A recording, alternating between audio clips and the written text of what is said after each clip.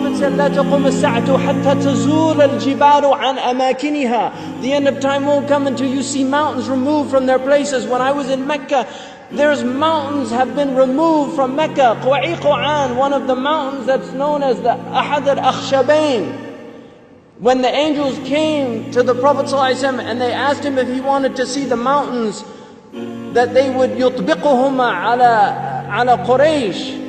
One of them was Abi Qubays and the other was Quwa'iqu'an. Quwa'iqu'an has been removed. It's gone. It's no longer there. The mountain is gone. A mountain that the Prophet ﷺ walked in its shade. A mountain that the Prophet ﷺ probably climbed as a boy.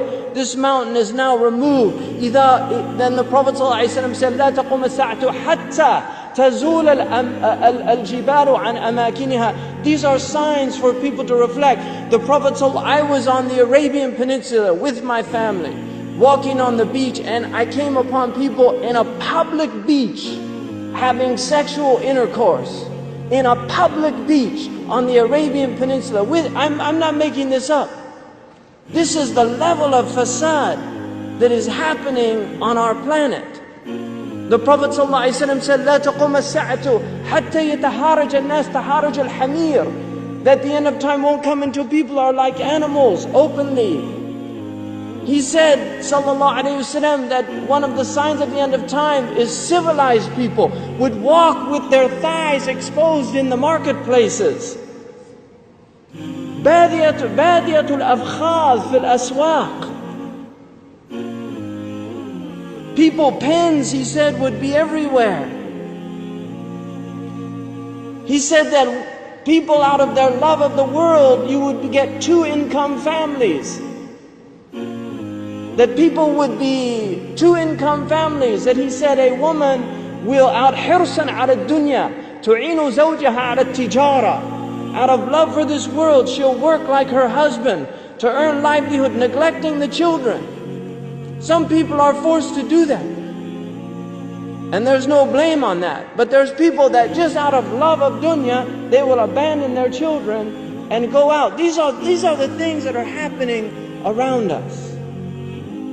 He told us that towards the end of time, you will see the people of the ala, ri'asha yatatawaluna fil bunyan. He said there will be poor people who were the desert people, and they were poor and they were taking care of goats and animals, and then they'll begin to build huge buildings.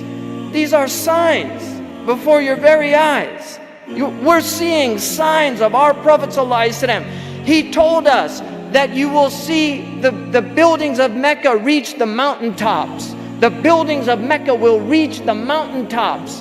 And this is happening in our lifetime. When I first went to Mecca, there were no buildings even close to the tops of the mountains of Mecca. And now it's filled with buildings that are beginning to reach the mountaintops.